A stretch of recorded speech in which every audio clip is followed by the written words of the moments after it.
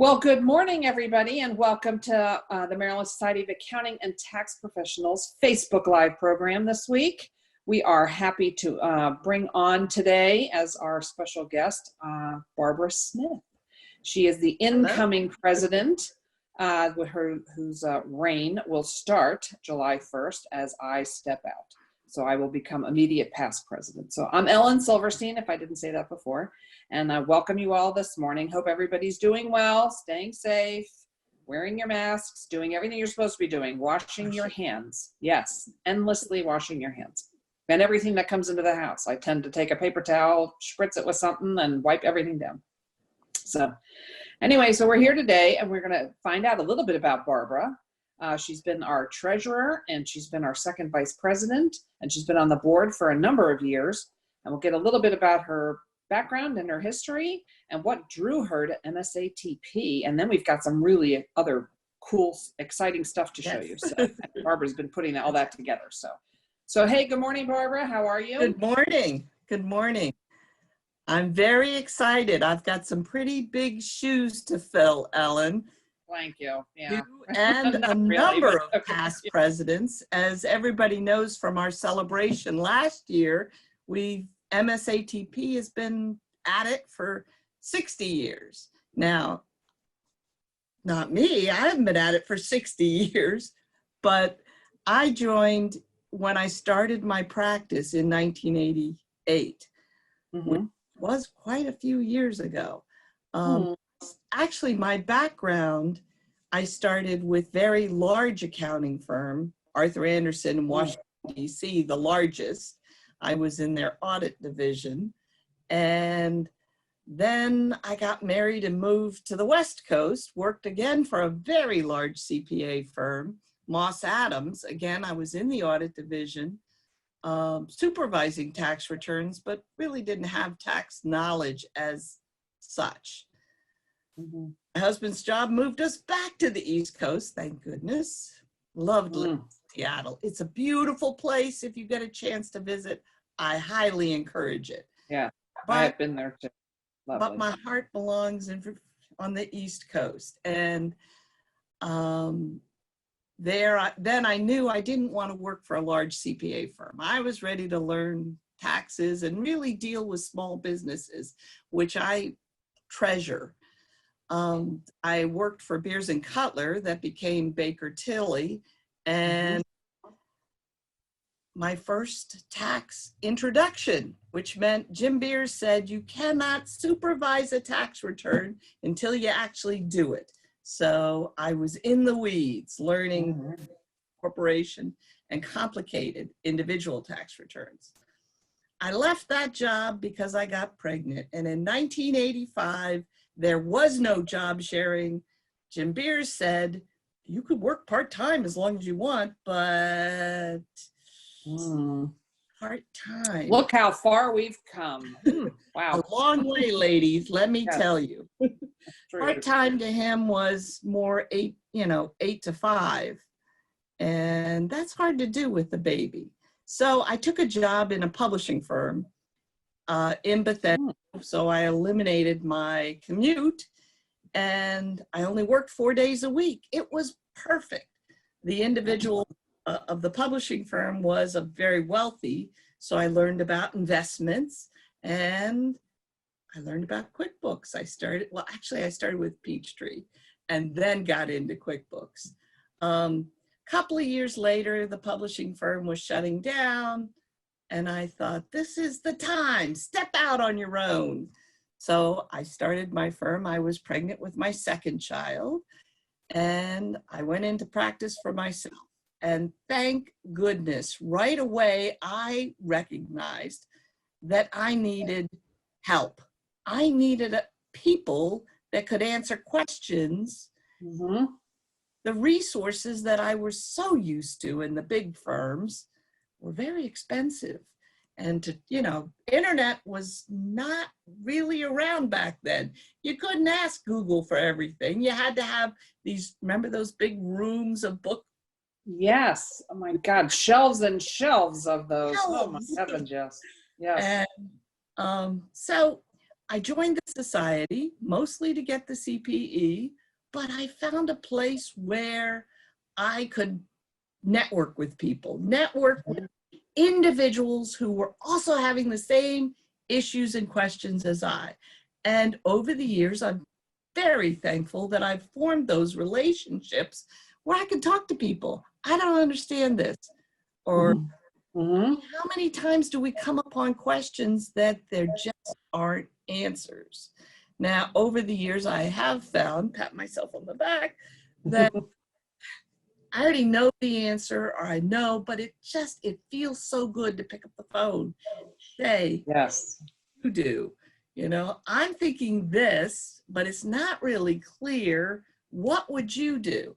And that's the kind of environment I'm hoping under my presidency that I can continue to foster. The idea of collaboration, not competition. perfect. Enough work out there for all of us. There is. In fact, there's too much. I know.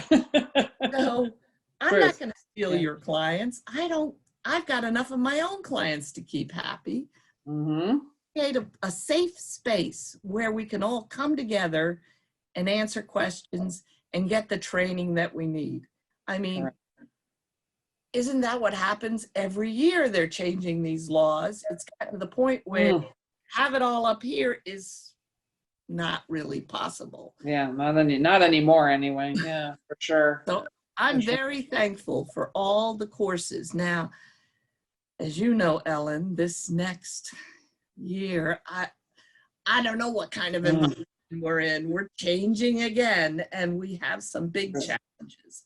As many of you probably know, and Ellen, we're going to talk about this, the fact that our annual convention was canceled. I know. Sad, sad, sad, sad. Especially when this was going to be such a landmarking convention with, you know, we have exit, unfortunately, the retirement of our beloved Sandy, who has led us so many years.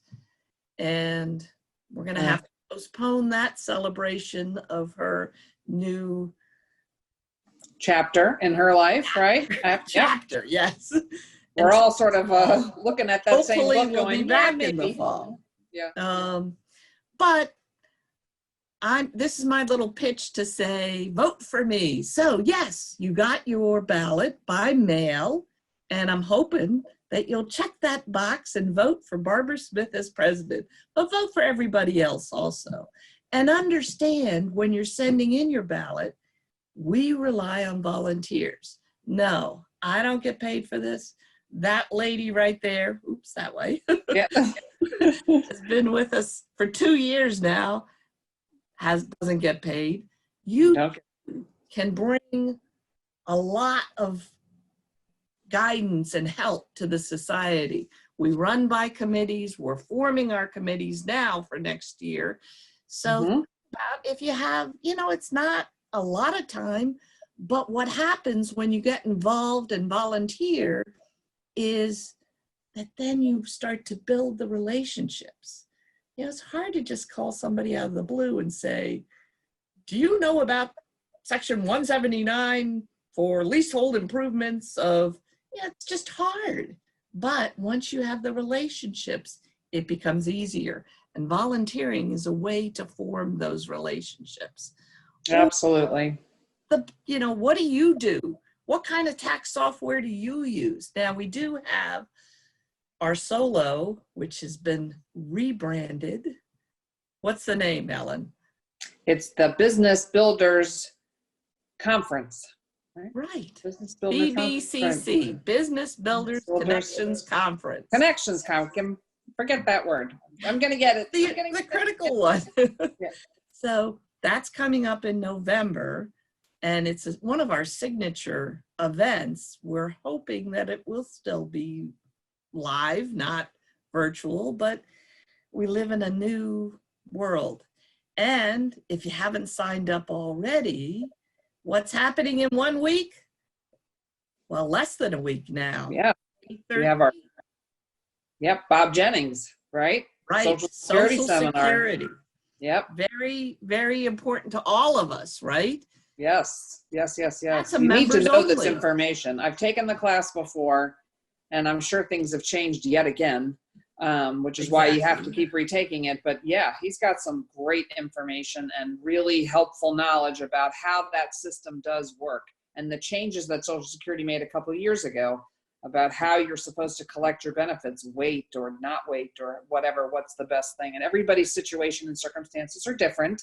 And we do need, you need to make sure that you're doing the right thing for you individually, and that with guidance from your tax preparer, obviously. And this gives us the knowledge of how to make those recommendations best. So it's a really great class. I highly recommend everybody take it. I know it's going to be virtual and it's all online. Well, let's talk about that. What does that mean, virtual? 8 hours? 8 hours, right? Okay. Imagine. So I know. So we're going to be tuning in. Preferably it starts at 8, just like it would if it were live. And we're gonna use a platform called Zoom. Okay, so we're gonna talk a little bit about that because Barbara's got some great expertise on it. So we're really excited to see some of that. So we're using a platform called Zoom, and you're gonna get some information when you sign up for the class. You'll get some information about, you need to download that platform, an application. And then you'll log in, and we give you the codes and the passwords, and everything's going to be available for you to see what happens. So when we're in the class, it's it'll be with breaks, and you'll have to answer polling questions because that makes sure that you're listening and that you're participating. So, and actually, I got a little tip from another friend yesterday. This on polling questions. If you absolutely have to go to the bathroom, you wait until the polling question. Take it to the next break. Wait till the polling question, answer the polling question, run to the bathroom, and come back. You're not going to miss that much. You still can take a bathroom break. We're not expecting you to sit there forever without going. And yes, so please, you'll be at your computer. You'll have that going on. You can be listening. There'll be an opportunity to ask questions as well. If you have some, obviously, which you might, you'll be able to input that information and get that back to our speaker. We're going to be, there'll be breaks just like there would be if we were live. And then we'll take your lunch break. Your lunch break. I would have your lunch ready because I'm not sure there's going to be enough time. Not that anybody can go to a restaurant anymore. What am I thinking, right? But you can pick it up. But I would be prepared to be ready. Be prepared to have that available. Either have them deliver it or however you're doing it. You have food at home. Make sure your lunch is ready. And then we'll get back to business right after that and go through till the end of the day. It ends again, I think, about 4:15. Still taking the break, still have the polling questions in the afternoon as well, with an afternoon break also. So it's sort of like you're sitting in the class, but it's going to be on the computer and you get to watch. Take off when you need to. You can answer the phone, do whatever you would normally do, but you must answer how many, 80% of the polling questions? Something like that, right? In order to get credit for the class. So you do need to be paying attention, okay? And this is great information. You want to be paying attention. So. Right. So don't wait until 8 o'clock to sign into the webinar. Sign in early, especially if you haven't downloaded Zoom. Be prepared. Do it a little bit early, and then you can sit there and wait. But waiting to the last minute is not a good idea on this seminar. But remember, this is a members only seminar. So that means it's got a very special, attractive price with it. So we encourage you to sign up today. Today, definitely. Which is great stuff. So definitely if you can. So Barbara, now that we're talking about Zoom, what is Zoom? I want to do a couple of other announcements before we start my Zoom presentation. Okay. Next thing is membership bills.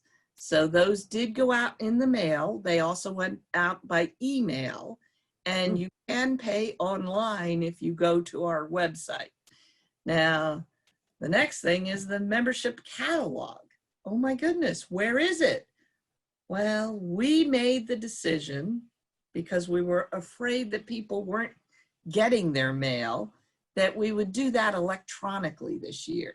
So go to our website, www.msatp.org, and look for the electronic catalog on our website.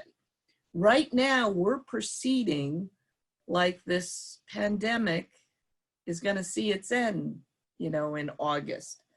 So stay tuned to our website. That could always change. Who knows? I don't know. We're kind of planning day to day, but we're here for you, and we're going to get your CPE requirements satisfied this year, and you're going to get the knowledge you need for the, can you believe I'm going to say 2021? Oh, Ever going to get out of 2020? Right. This seems like the Groundhog Day that just won't stop. That's right. Yes. That's right. Wow. Amazing. So that's great stuff. You're absolutely right. The dues renewals went out. I ended up doing mine online, which was perfect. It worked flawlessly. It did work great. And I got an immediate receipt in my inbox, which I loved. Can I start my Zoom presentation? Go. You go. Yes. We want to learn all about Zoom. So first I'm going to share my screen. There we go. Okay, so my Zoom tips and tricks. Now, the first thing you're going to look for is find this menu bar somewhere on your computer when you're signed into Zoom, because this menu bar is the starting point for everything you want to do. It has your audio button here, your video button, and we'll talk about in just a moment about how my video is always, I always start it with the video turned off, in case I'm not looking my best or whatever. And then all you have to do is click on it and it turns it on. Manage Participants shows you how many people are in the meeting, and you can click on that to get their names.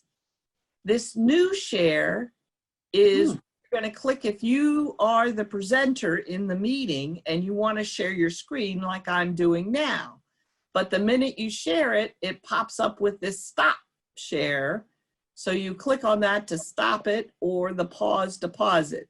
And this menu bar down here also includes the chat, which you'll see that. And if you click on that, a separate window will open up and it'll show all the participants with the chat. So during our webinar next Wednesday, May 13th, you may have a question, and what you'll want to do is click on that chat screen and type in your question, because we're going to be monitoring those and try to be as responsive as we can, and even sending those questions to Bob so that in the webinar, he can answer your question. How cool is that? It's just like being in the live room. Really cool. Isn't that cool? So when you click on this little up arrow next to the mute screen, this pops up. And this shows you all your settings. And you want to, what I'm always doing is clicking on that audio settings. You'll want to do that before the webinar. So I'm going to show my audio settings right now.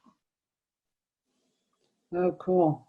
So you see my audio settings. Now see how I have the volume here.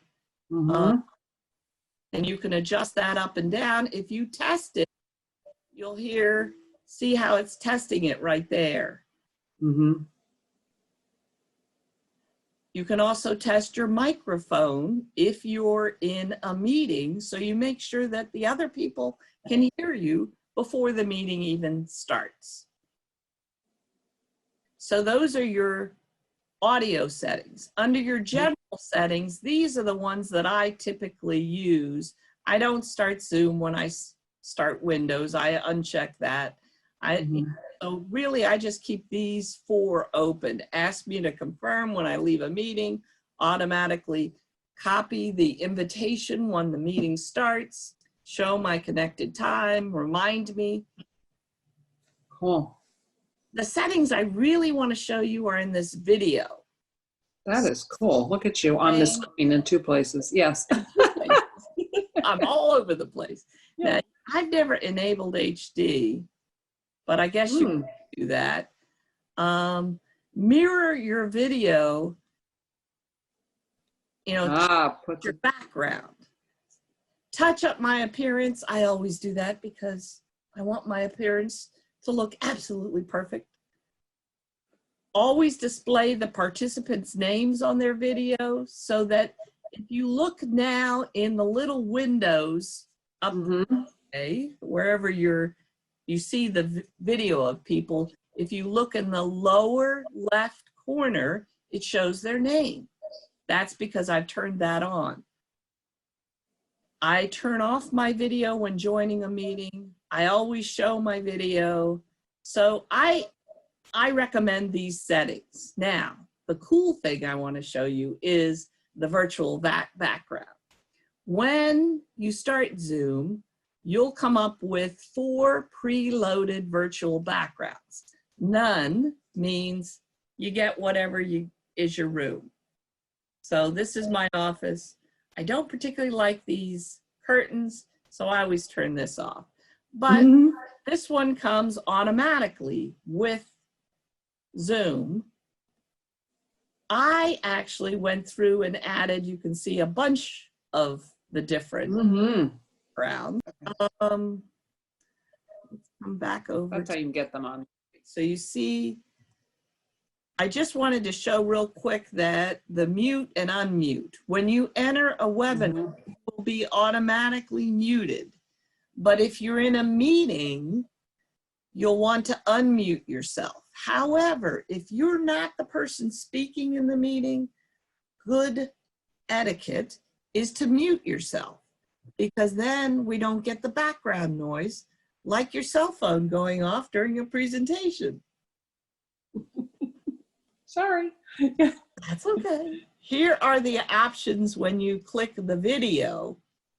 You can select a camera. We're showing you the virtual background and then the video settings. So, some other points to think about. If you have dual monitors, you may want to turn off the dual monitors because it kind of confuses Zoom. When you're presenting, or even if you're in a meeting, that little spot of light that you see at the top of your laptop or your camera is your camera. So you want to look into the camera when you're talking, because that means you're then talking to your audience. But let's say you're just somebody else in the meeting.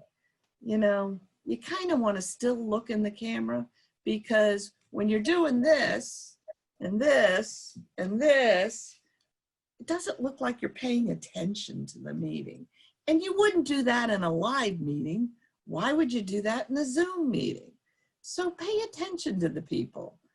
Maybe not 100% of the time. And of course, in a webinar, it's not as important, because I don't think we'll turn on your picture in a webinar. These are more meeting tips and etiquette. If you're joining the meeting with your iPhone, okay, so the best part when you're in a Zoom meeting is to be looking directly at the camera. If you've got your iPhone and you've got it down there, oops. Notice how now it looks like I'm looking down on you. You know? So you kind of want to be level with wherever your camera is. That gives us the best view of your beautiful face, which we miss so much. I know. Are we going to be out of isolation, Ellen? Tomorrow? Eventually, but not next week, next month. Who knows? It's going to be a while, guys. Yeah, unfortunately. it is. Just stay safe. So that's the end of my Zoom presentation. I hope and thank you. Picked up at least one tip. That's great. Thank you for sharing, because it's really important as we move forward under these strange and unusual times to deliver our education. Like maybe you already may take, you know, webinars via other platforms. Bob Jennings is going to be using Zoom, and we're going to be using Zoom for some of our stuff. So we encourage you to learn and download it and get familiar with it so that you can then utilize it to the best advantage, and you'll be able to participate in these webinars that will be, you know, having and providing to you for your education needs. So all great stuff. Thank you so much, Barbara, for spending the time to put all that together. It's a whole new world out there, and we're doing our best to try and adapt to it. We've been 7 weeks at this, maybe 8 now. Feels like forever. It feels like forever. Yes, it does. I've seen a lot of posts that talk about March had 8,000 days. So it just seems like it's been a long time. And it's already May. So what? And we're still all in the middle of what we consider tax season. I mean, I certainly never finished, and I've got lots of clients still waiting, which is what some of the calls have been, the interruptions. So yeah, it's a long slog ahead. Hopefully we'll be able to get out. I do think that if we're careful, we'll be fine. So we'll do our best, and don't forget, stay safe, wear your masks, wash your hands, wash your hands. So, all right, Barbara, well, welcome. And we are looking forward to your reign as president and keeping up with that collaboration, not competition. I'm all about that. That's perfect. We've got a lot of programs and a lot of stuff that MSATP has been doing, a lot of programs that we've developed. We're still in the middle of planning for a lot of that for the upcoming education season. And as things develop in the outside world, we'll determine how best we deliver that information to everybody. So stay tuned. Definitely keep in touch with our website, etc., so that you can get the latest. And if you're a member, be sure to like our Facebook page, because we deliver a lot of information on that Facebook page, or follow us on Instagram. The society, I'm shocked at how quickly we got out information on these PPP loans and some of the other programs. It was out way before I got it from other sources. So I was very happy to be a member of MSATP during the last couple of months. It's been challenging. Yes, we have all been stretched and challenged like never before. Never mind that it was tax season, but we had to do accounting work when normally we wouldn't be. We had to help our clients get through the processes, for which we don't even understand all that's going to happen. Now now that people have gotten their PPP loans, we have to make sure that they get them forgiven, or do our best to help them get them forgiven. So it's going to be a challenge moving forward. There's, no rest for the weary. So keep energized. We're trying to deliver you the best information and the most timely information we can. So stay tuned. This is a great place to get it, Facebook Live and through our e-weeklies and other email blasts that we send out. So, well, we thank you all for joining us, and we'll look forward to speaking to you. Thank you so much, Barbara. We're going to look forward to seeing your smiling face in the weeks to come. Thank you. Hi, everybody. I'm back again. Ellen Silverstein, President of the Maryland Society of Accounting and Tax Professionals. I know maybe you've just watched our first part of our Facebook program today, but I wanted to touch base with you about something else that came across our desks recently. Our Executive Director, Sandy Steinwedel, had an opportunity to ask the IRS directly some questions to the taxpayer liaison, to which the answers are now appearing as a part of the FAQs under the stimulus check part. So as you'll see, question number 10 was one of our members asked a question. Does someone who has died qualify for the payment? And funny part is, I just had a client who got the payment for somebody who had deceased in 2018. And then there was the answer. So we got the answer to that question, and no, you do need to return the payment. And then we also had a secondary question, and that's question 41 that's now been posted on the, under the FAQs under the IRS for the economic impact payment. So it's amazing that our group is still very actively doing research and answering questions and asking for answers to questions. And kudos to Sandy and for contacting our liaison with IRS, and was able to get these questions, which had not been asked and were not part of the original FAQs, but have been added to. So congratulations to Sandy, and please note that MSATP is working very hard on your behalf all the time, and we wanted to make these two items a highlight of this brief addition to our Facebook program for the week. Thank you. Have a great week.